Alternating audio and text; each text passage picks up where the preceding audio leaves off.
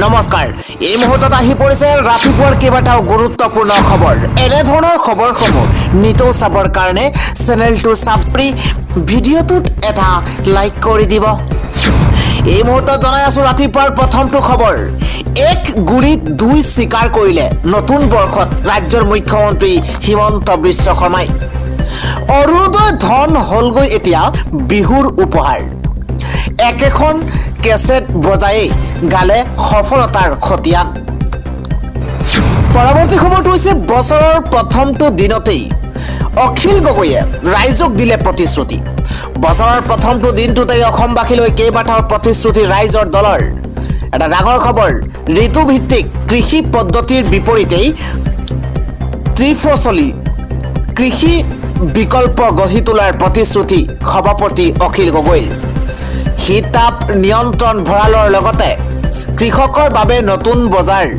ব্যৱস্থাৰ প্ৰতিশ্ৰুতি প্ৰদান কৰিলে অখিল গগৈয়ে জৈৱিকভাৱে এলেকা গঢ়ি অসমৰ উৎপাদনৰ আন্তঃৰাষ্ট্ৰীয় বজাৰত অধিক মূল্যৰ প্ৰতিশ্ৰুতি প্ৰদান কৰিছে 20 বিধ থলুৱা সামগ্ৰীৰ ওপৰত ন্যূনতম সমৰ্থন মূল্যৰ ঘোষণা ইফালে পুঁজিপতিৰ পৰিৱৰ্তে গাঁৱৰ ৰাইজৰ হাতত অৰ্থনীতিৰ বাগজৰি তুলি দিয়াৰ প্ৰতিশ্ৰুতি দিছে অখিল গগৈয়ে 50,000 কোটি টকা পুঁজি গঠন কৰি যুৱক যুৱতীসকলৰ বাবে ষ্টাৰ্ট আপৰ ব্যৱস্থা কৰা অসমত 371 প্ৰয়োগক লৈ কেন্দ্ৰীয় চৰকাৰক হেঁচা প্ৰয়োগ প্ৰতিখন গাঁও প্ৰতিটো বস্তি এলেকাত ক্ষুদ্ৰ উদ্যোগ গঢ়ি তোলাৰ প্ৰতিশ্ৰুতি প্ৰদান কৰিছে অসম দক্ষতা বিকাশ অভিযানৰ জৰিয়তে বৰ্তিক ডিজিটেল সেৱাৰ প্ৰশিক্ষণ দিয়া থলুৱা খাদ্য প্ৰস্তুতকৰণৰ প্ৰশিক্ষণ প্ৰদানেৰে মহিলাক স্বাৱলম্বী কৰি তোলাৰ প্ৰতিশ্ৰুতি ৰাইজৰ দলৰ দক্ষতা আৰু মেধাৰ ভিত্তিত এপিএছচি অথবা চৰকাৰী চাকৰি প্ৰদানৰ প্ৰতিশ্ৰুতি পৰ্যটনৰ ক্ষেত্ৰতো বিভিন্ন পদক্ষেপ গ্ৰহণৰ প্ৰতিশ্ৰুতি দিছে অখিল গগৈয়ে আন এটা খবৰ হৈছে অসমত আৰম্ভ হ'ব মোবাইল ফোন নিৰ্মাণ কৰা কোম্পানী বছৰৰ প্ৰথমটো দিনটোতেই ৰাজ্যৰ মুখ্যমন্ত্ৰী হিমন্ত বিশ্ব শৰ্মাই এই ভাল খবৰ দিছে ৰাজ্যবাসীক পৰৱৰ্তী খবৰটো হৈছে অহা 17-18 জানুৱাৰীত পুনৰ অসমলৈ আহিব দেশৰ প্ৰধানমন্ত্ৰী নৰেন্দ্ৰ মোদী ৰাজ্যৰ মুখ্যমন্ত্ৰী ডক্টৰ হিমন্ত বিশ্ব শৰ্মাই এই ডাঙৰ ঘোষণা কৰিছে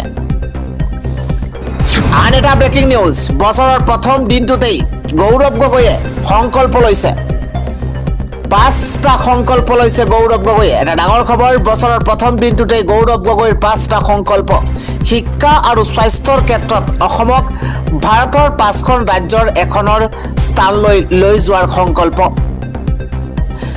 চৰকাৰী বিষয়াসকলৰ লগত মিত্ৰতা বজাই ৰাখি আগবাঢ়ি যোৱাৰ সংকল্প গৌৰৱ গগৈৰ চৰকাৰী কাম-কাজসমূহৰ আধুনিকীকৰণ ক্ষুদ্ৰ উদ্যোগেৰে মধ্যবিত্ত আৰু অৰ্থনৈতিকভাৱে পিছপৰা লোকসকলৰ উন্নয়ন সাধন আগন্তুক দিনত অপৰাধ নিৰ্মূলত গুৰুত্ব প্ৰদানৰ সংকল্প অসম আৰক্ষীক চৰকাৰী হেঁচাৰ পৰা মুক্ত কৰি ৰাইজৰ বাবে কাম কৰিবলৈ সুবিধা প্ৰদান এখন বৰ অসম গঢ়াৰ স্বাৰ্থত যুৱক যুৱতীসকলৰ সুস্থ মানসিক স্বাস্থ্য গঠনত ব্যৱস্থা গ্ৰহণ যুৱ সমাজৰ বাবে মাদক দ্ৰব্য সেৱনমুক্ত এখন অসম গঢ়ি তোলাৰ সংকল্প লৈছে এইবাৰ গৌৰৱ গগৈয়ে পৰৱৰ্তী খবৰটো হৈছে 2027 চনৰ 15 আগষ্টৰ পৰা দেশত চলিব বুলেট ট্ৰেইন প্ৰথম পৰ্যায়ত গুজৰাটৰ চুৰাটৰ পৰা বিলিমৰালৈ চলিব বুলেট ট্ৰেইন পৰ্যায়ক্ৰমে বিভিন্ন ঠাইৰ পৰা চলিব বুলেট ট্ৰেইন ইংৰাজী নৱবৰ্ষৰ প্ৰথমটো দিনটোতেই এই ঘোষণা কৰিছে ৰেল মন্ত্ৰী অশ্বিনী বৈষ্ণৱে পৰৱৰ্তী খবৰ নৱবৰ্ষৰ প্ৰথম দিনাই অসম আৰক্ষীৰ শীৰ্ষ পৰ্যায়ত পদোন্নতি ডিআইজি ইন্দ্ৰাণী বৰুৱাক আইজিপিৰ পদ দিয়া হৈছে 6 আইপিএছ বিষয়াক ডিআইজি পদলৈ পদোন্নতি কৰা হৈছে মুগ্ধজ্যোতি মহন্ত দেৱান্ত মাধৱ ৰাজখোৱা কংকনজ্যোতি শইকীয়াক লগতে শ্ৰীজিত জয়শ্ৰী খেৰছা আৰু ডেভিড নেইথামক 6 আইপিএছ বিষয়াক ডিআইজি পদলৈ পদোন্নতি কৰা হৈছে আন এটা গুৰুত্বপূৰ্ণ খবৰ, নৱবৰ্ষৰ উদযাপনৰ সময়ত এক ভয়ংকৰ বিস্ফোৰণ। প্ৰাণ গ'ল 40 জনৰ আৰু 100 গৰাকী গুৰুতৰভাৱে আহত হৈছে। অতিকৈ বেয়া খবৰ এই মুহূৰ্তত জনোৱাৰ চেষ্টা কৰিছোঁ, কিয়নো 2026 বৰ্ষৰ প্ৰথমটো দিনটোতেই নৱবৰ্ষ উদযাপনৰ সময়তে বিশ্ববাসীলৈ এক দুখবৰ আহি পৰিছে। ভয়াৱহ বিস্ফোৰণত প্ৰাণ গৈছে 40 জনৰো অধিক লোকৰ। ডাঙৰ খবৰ এই মুহূৰ্তত গুৰুতৰভাৱে আঘাতপ্ৰাপ্ত হৈছে 100ৰো অধিক লোক। নৱবৰ্ষৰ নিশা উদযাপনৰ সময়তে ছুইজাৰলেণ্ডত ভয়ংকৰ ঘটনা সংঘটিত হৈছে। উদযাপনত ব্যস্ত থকাৰ সময়তে বিস্ফোৰণত কঁপিছে বৃহত্তৰ এলেকা। আৰু ৰিজৰ্টত নৱবৰ্ষৰ নিশা উদযাপন কৰিছিল সহস্ৰাধিক লোকে। স্থানীয় সময় অনুসৰি 1:30 বজাত হঠাৎ লাগিছে জুই আৰু তাৰ পাছতে একাধিক আতচবাজি ফুটাই আনন্দ লোৱাৰ সময়তে এই বিস্ফোৰণ সংঘটিত হৈছে। বিস্ফোৰণৰ পাছতে ক্ৰেচনটেনা চহৰত এই হাহাকাৰ অৱস্থাৰ সৃষ্টি হৈছে বুলি জানিব পৰা গৈছে। আন এটা খবৰ হৈছে পুৱা 10 বজাৰ পৰা আৰম্ভ হ'ব সকলো চৰকাৰী বেচৰকাৰী শিক্ষানুষ্ঠান। জাৰি কৰা হৈছে এক নতুন জাননী। নৱবৰ্ষৰ পহিলা দিনটোতেই জাৰি কৰা হৈছে গুৰুত্বপূৰ্ণ জাননী, কিয়নো 10 বজাৰ পৰা আৰম্ভ হ'ব সকলো চৰকাৰী বেচৰকাৰী বিদ্যালয়। জিলা আয়ুক্তৰ কাৰ্যালয়ৰ পৰা জাননী জাৰি কৰা হৈছে। এটা ডাঙৰ খবৰ, প্ৰচণ্ড শীতৰ বাবে শীঘ্ৰেই কাৰ্যকৰী হোৱাকৈ এই সিদ্ধান্ত গ্ৰহণ কৰা হৈছে। 10 বজাৰ পৰা 2 বজালৈ পাঠদান হ'ব প্ৰাথমিক বিদ্যালয়ত। ইফালে 10 বজাৰ পৰা 2:30 বজালৈ পাঠদান হ'ব উচ্চ প্ৰাথমিক বিদ্যালয়ৰ। 10 বজাৰ পৰা 3 বজালৈ উচ্চ আৰু উচ্চতৰ মাধ্যমিকৰ পাঠদান। শোণিতপুৰ জিলাৰ প্ৰতিখন শিক্ষানুষ্ঠানৰ বাবে এই নতুন নিয়ম জাৰি কৰা হৈছে। নৱবৰ্ষৰ পহিলা দিনটোতে এই গুৰুত্বপূৰ্ণ জাননী আহি পৰিছে। পৰৱৰ্তী খবৰটো হৈছে নৱবৰ্ষৰ উদযাপনৰ নামত চূড়ান্ত অসভ্যালি। কৰ্তব্যৰত আৰক্ষীক গুৰুলাগুৰুকৈ প্ৰহাৰ কৰিছে 2 উদণ্ড যুৱকে। এটা ডাঙৰ খবৰ এই মুহূৰ্তত, নৱবৰ্ষৰ উদযাপনৰ নামত একাংশৰ চূড়ান্ত অসভ্যালি। কৰ্তব্যৰত আৰক্ষীক গুৰুলাগুৰুকৈ প্ৰহাৰ কৰিছে 2 উদণ্ড যুৱকে। টেটুলৈকে সুৰাগিলি, বয়োজ্যেষ্ঠ মহিলাকো দুৰ্ব্যৱহাৰ কৰাৰ অভিযোগ উত্থাপন হৈছে। 2 উদণ্ড যুৱক ঢকুৱাখনাৰ প্ৰণৱ দাস আৰু আফতাব আলী বুলি জানিব পৰা গৈছে। মহানগৰীৰ পাথৰকুৱেৰীত এই ভয়ংকৰ ঘটনা সংঘটিত হৈছে। 2 উদণ্ড যুৱকৰ বিৰুদ্ধে খাতগাঁও থানাত গোচৰ ৰুজু কৰা হৈছে। নৱবৰ্ষ উদযাপনৰ নামত একাংশৰ চূড়ান্ত অসভ্যালি। খবৰটো হৈছে মুখ্যমন্ত্ৰী নীতিশ কুমাৰৰ সম্পত্তিৰ তালিকা প্ৰকাশ পাইছে। মুখ্যমন্ত্ৰী নীতিশ কুমাৰৰ হাতত আছে নগদ 20,552 টকা। 3টা বেংক একাউণ্টত জমা আছে মুঠ 57,766 টকা। SBI পাটনা সচিবালয়ত শাখাত 27,217 টকা। SBI সংসদ ভৱন দিল্লী শাখাত 3,358 টকা। PNB বৰিং ৰোড শাখাত আছে 27,191 টকা। মুখ্যমন্ত্ৰীগৰাকীৰ আছে 2015 মডেলৰ এখন ইকোস্পৰ্ট বাহন, যিখন বাহনৰ মূল্য 11,32,753 টকা। নীতিশ কুমাৰৰ আছে 2,03,000 মূল্যৰ গহনা। দিল্লীৰ দ্বাৰকাৰ মুখ্যমন্ত্ৰীগৰাকীৰ আছে এটা ফ্লেট। 2004 চনত ফ্লেটটো ক্ৰয় কৰিছিল 13,78,330 টকা। আন এটা খবৰ হৈছে 3 জানুৱাৰীৰ পৰা ৰাজ্যত হ'ব উচ্ছেদ অভিযান। নৱবৰ্ষত মুখ্যমন্ত্ৰী হিমন্ত বিশ্ব শৰ্মাই বৃহৎ ঘোষণা কৰিছে। বছৰৰ পহিলা দিনটোতে বেদখলকাৰীক কঠোৰ সকিয়নি ৰাজ্যৰ মুখ্যমন্ত্ৰী হিমন্ত বিশ্ব শৰ্মাৰ। 3 জানুৱাৰীত ৰাজ্যত হ'ব বৃহৎ উচ্ছেদ অভিযান। অসমত বনভূমিৰ পৰা 1,45,000 বিঘা বেদখলমুক্ত হ'ব। বেদখলমুক্ত হৈছে। বন বিভাগৰ ভূমি অধিক সুৰক্ষিত হৈছে ৰাজ্যত। কাজিৰঙা চিৰিয়াখানালৈকে ধৰি বনভূমি হ'ব অধিক সুৰক্ষিত। ভূমি বেদখল কৰা কোনো লোক সাৰি নাযাব ৰাজ্যত। নতুন বছৰত ৰাজ্যত হ'ব সৰ্ববৃহৎ উচ্ছেদ অভিযান। আন এটা খবৰ হৈছে বহু বিবাহ বিৰোধী আইনৰ পৰা বাংলাদেশী খেদালৈ। কিমানক উচ্ছেদ কৰিলে ৰাজ্য চৰকাৰে? এটা ডাঙৰ খবৰ, এগৰাকীতকৈ অধিক পত্নী থাকিলে নাপাব এতিয়া চৰকাৰী আঁচনিৰ সুবিধা। প্ৰথম বিবাহক গোপনে ৰাখি পুনৰ সংসাৰ কৰোতাক জৰিমনাসহ 10 বছৰৰ জেল।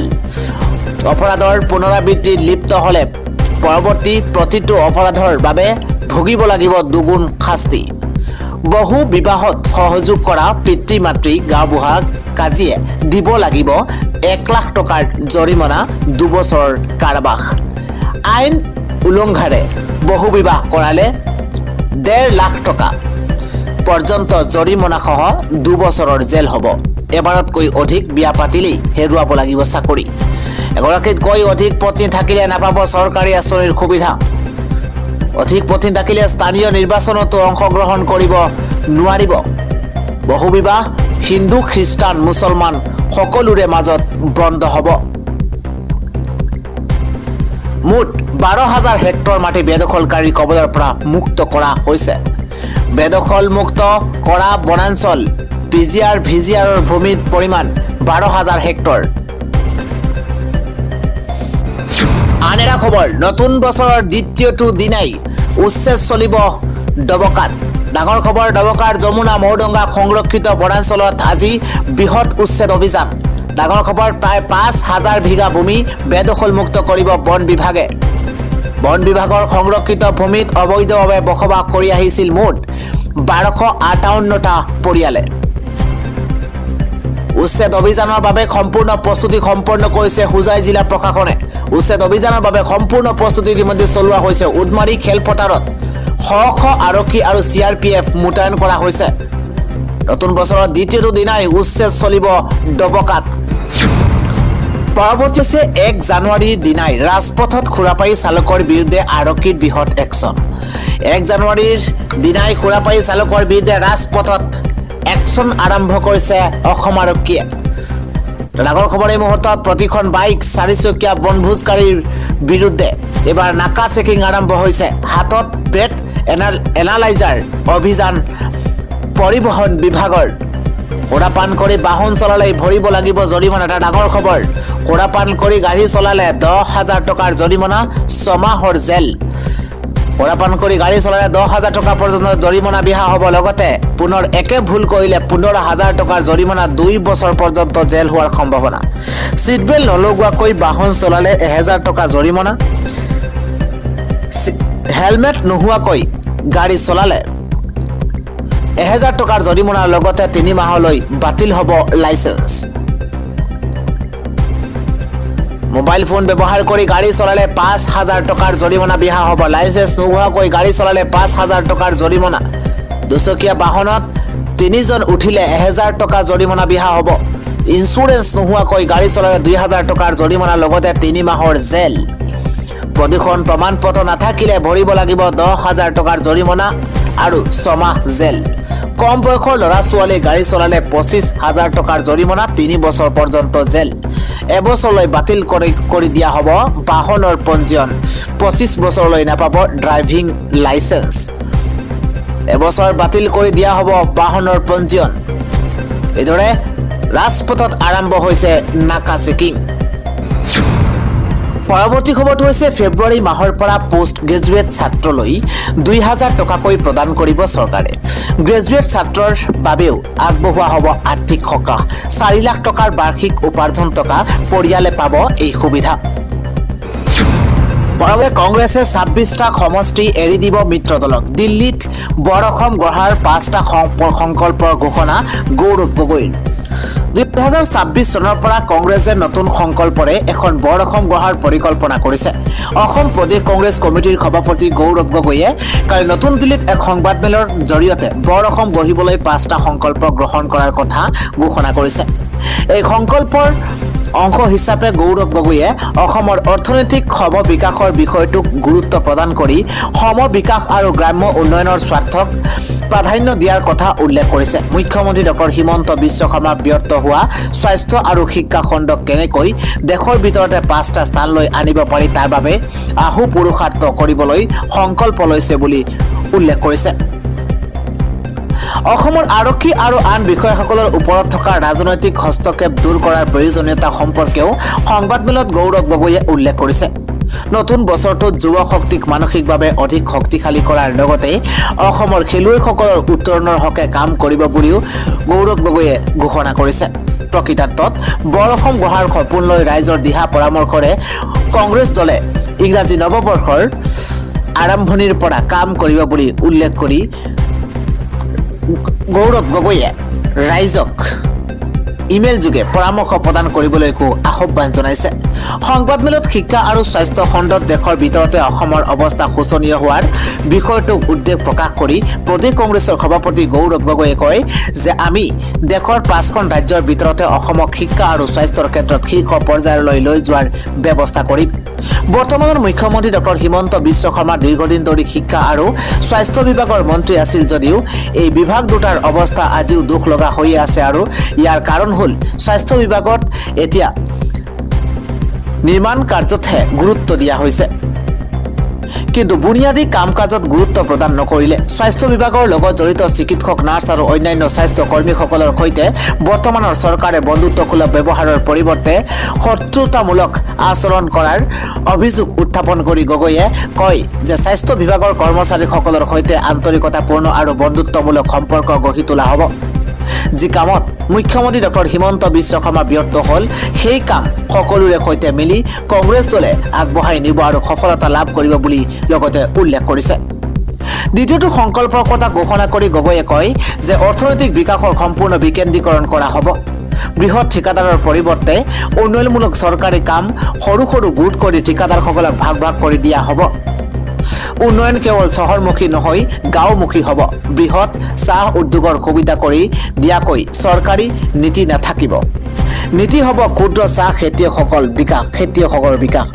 থলুৱা উদ্যোগ গঢ়িবৰ বাবে নতুন এক উদ্যোগ নীতি গ্ৰহণ কৰা হ'ব, য'ত উদ্যোগ গঢ়িবলৈ স্থানীয় উদ্যোগীসকলক মাটি প্ৰদান কৰা হ'ব। তৃতীয় সংকল্পৰ কথা উল্লেখ কৰি গৌৰৱ গগৈয়ে কয় যে অসমত নতুন বছৰটোত মাফিয়া ৰাজ নিঃশেষ কৰি সিন্ডিকেট ব্যৱস্থা বন্ধ কৰা হ'ব। মুলিৰ যাদৱ পায়েঙৰ স্বসৃষ্ট বনভূমি ধ্বংস কৰাৰ প্ৰসংগ উত্থাপন কৰি গগৈয়ে কয় যে ৰাজ্য চৰকাৰৰ পৃষ্ঠপোষকতাত সিন্ডিকেট চলোৱা দুষ্ট চক্ৰ সক্ৰিয় হৈ আছে। চতুৰ্থ সংকল্প হিচাপে গগৈয়ে অসম আৰক্ষীক হিমন্ত বিশ্ব শৰ্মা চৰকাৰে যি ধৰণে ৰাজনীতিকৰণ কৰিছে তাৰ বিৰুদ্ধে ব্যৱস্থা গ্ৰহণ কৰা হ'ব বুলি উল্লেখ কৰিছে। গগৈয়ে কয় যে বৰ্তমান সময়ত বিজেপিৰ লগত জড়িত চাউল চুৰ, গৰু চুৰ, মাটি চুৰ, সিন্ডিকেট, ড্ৰাগছৰ লগত জড়িত সকলো লোকসকলক ক্লিন চিট দিবলৈ বাধ্য কৰোৱা হৈছে। আৰক্ষী হাতোৰাৰ পৰা মুক্ত কৰাৰ কথা উল্লেখ কৰি গগৈয়ে কয় যে আৰক্ষীয়ে আইন শৃংখলা পৰিস্থিতিৰ নিয়ন্ত্ৰণ আৰু শান্তিপূৰ্ণ এখন অসম গঢ়িবৰ বাবে ৰাজনৈতিক হেঁচাৰ পৰা মুক্ত হ'ব লাগিব। এই কাম কৰি দেখুৱাব বুলি কৈছে গৌৰৱ গগৈয়ে। অসমত নাৰীজনিত অপৰাধ বৃদ্ধি পোৱাৰ প্ৰসংগ উত্থাপন কৰি গগৈয়ে কয় যে বহু ক্ষেত্ৰত আৰক্ষী প্ৰফেশ্যনেল নোহোৱা বাবে গোচৰ ৰুজু কৰা আৰু নিষ্পত্তি কৰাৰ ক্ষেত্ৰত মুক্ত মনেৰে আৰক্ষীয়ে কাম কৰিব নোৱাৰে। পঞ্চম সংকল্পৰ কথা উল্লেখ কৰি গৌৰৱ গগৈয়ে কয় যে আমাৰ যুৱ সমাজ প্ৰকৃতাৰ্থত মানৱ সম্পদ আৰু আজিৰ তাৰিখত অসমৰ যুৱক যুৱতী বিভিন্ন প্ৰকাৰে হতাশ হৈ পৰিছে। এই হতাশা দূৰ কৰি তেওঁলোকক প্ৰাণৱন্ত আৰু বৰ অসম গঢ়াৰ একোজন মানৱ সম্পদ হিচাপে গঢ়ি তুলিব পৰাকৈ ব্যৱস্থা গ্ৰহণ কৰাৰ কথাও উল্লেখ কৰিছে গৌৰৱ গগৈয়ে। গগৈয়ে কয় যে যুৱ সমাজক বিজেপি চৰকাৰে নিচাসক্ত কৰি ৰখাৰ যি ষড়যন্ত্ৰ কৰিছে সেই বেহু ভাঙি পেলোৱাৰ ব্যৱস্থা কৰি বিভেদকামী শক্তিসমূহক প্ৰতিহত কৰিব পৰাকৈ আমাৰ যুৱ প্ৰজন্মক মানসিকভাৱে শক্তিশালী কৰাৰ প্ৰয়োজন আছে। খেলুৱৈসকলৰ কথা উল্লেখ কৰি গগৈয়ে কয় যে অসমক প্ৰতিনিধিত্ব কৰি ৰাষ্ট্ৰীয় আৰু আন্তঃৰাষ্ট্ৰীয় পৰ্যায়ত বহু কষ্টৰে অসমৰ খেলুৱৈসকলে সুনাম কঢ়িয়াই আনিছে। সেই খেলুৱৈসকলে সফলতা লাভ কৰিব পৰাকৈ আমি প্ৰফেশ্যনেল আৰু আধুনিক ব্যৱস্থাপনা গঢ় দিয়াৰ কথাও কৈছে গৌৰৱ গগৈয়ে। আনহাতে বছৰটোৰ শেষৰ দিনটোত কংগ্ৰেছ দলৰ ৰাজনৈতিক পৰিক্ৰমা বিভাগৰ এখন গুৰুত্বপূৰ্ণ বৈঠক অনলাইন যোগে অনুষ্ঠিত অনুষ্ঠিত হৈছে। এই বৈঠকত কেতবোৰ গুৰুত্বপূৰ্ণ সিদ্ধান্ত গ্ৰহণ কৰা হয় বুলি উল্লেখ কৰি কয় যে আগন্তুক বিধানসভা নিৰ্বাচনৰ বাবে কংগ্ৰেছ দলৰ প্ৰাৰ্থী হিচাপে যিসকলে আবেদন কৰিব বিচাৰে তেওঁলোকে 1 জানুৱাৰীৰ পৰা 5 জানুৱাৰীৰ ভিতৰত প্ৰদেশ কংগ্ৰেছৰ ৱেবছাইট যেনে www.apcc.assam.gov.assam.in assam.org যোগে আবেদন পত্ৰ ডাউনলোড কৰি ল'ব পাৰিব। এই আবেদন অহা 5 জানুৱাৰীৰ পৰা গুৱাহাটীৰ ৰাজীৱ ভৱনত জমা দিব পাৰিব। 5 জানুৱাৰীৰ পৰা 20 জানুৱাৰীলৈকে এই প্ৰক্ৰিয়া চলিব আৰু 50,000 টকাৰ মাচুলসহ আবেদন জমা দি ৰাজীৱ ভৱনৰ পৰা প্ৰাৰ্থিত্ব প্ৰত্যাশীসকলে প্ৰাপ্তি স্বীকাৰ ৰচিদ সংগ্ৰহ কৰি জিলা কাৰ্যালয়ত জমা দিব লাগিব।